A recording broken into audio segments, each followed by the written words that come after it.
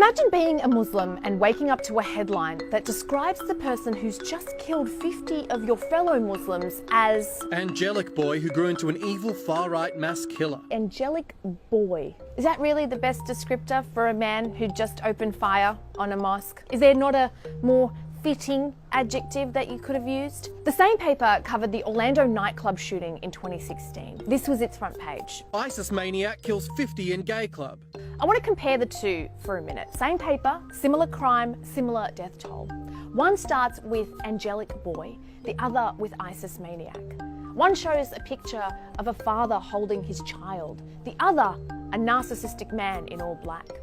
On one, a smaller image of the victim. On the other, a smaller image of the killer. No mention of the victims at all.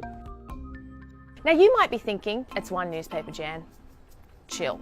Yeah, no, I don't think I will chill. Here's the Daily Mail. How a blonde little boy turned into a far-right mass killer. The Mail wants you to know that the blonde little boy who killed dozens of people as they prayed had a father who died of cancer. I mean, that's the real tragedy here, isn't it? What's particularly egregious about this is that it appears to have been published while the situation was still unfolding. There's more.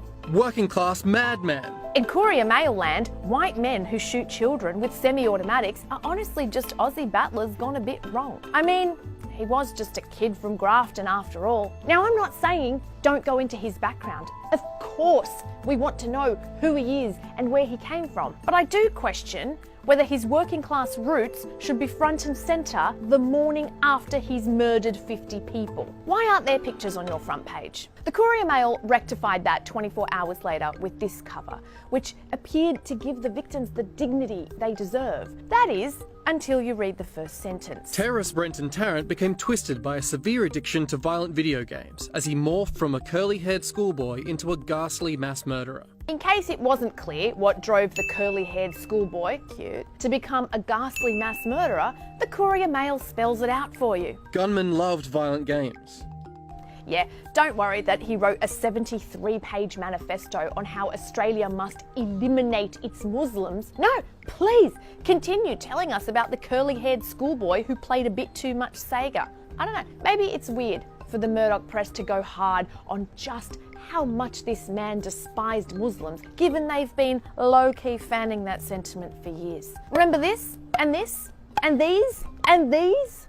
But what I actually think is going on here runs deeper than media bias and or culpability. See, it's easy to play the us versus them game with brown terrorists, right? They come from Arabia with their weird religion and they don't like us. But the white terrorists, they are us. We see ourselves in them. It's easy for us to say that Muslim terrorists come from an inferior culture or a violent religion, a broken society, that they are full of hate. But we can't quite say that about the white ones, because to do so would be to say that we're just the same. Or that we've had it wrong about the brown ones the whole time. And so we look for any shred of the human, of the man within the monster, of the kid behind the killer. We give the white terrorists the privilege of a humanity that we inherently afford to whiteness. And then we try and work out how it all went wrong in ways that don't implicate us. His dad died of cancer.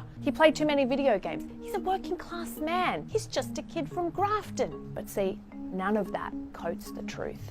That a white terrorist massacred innocent Muslims because he despised them.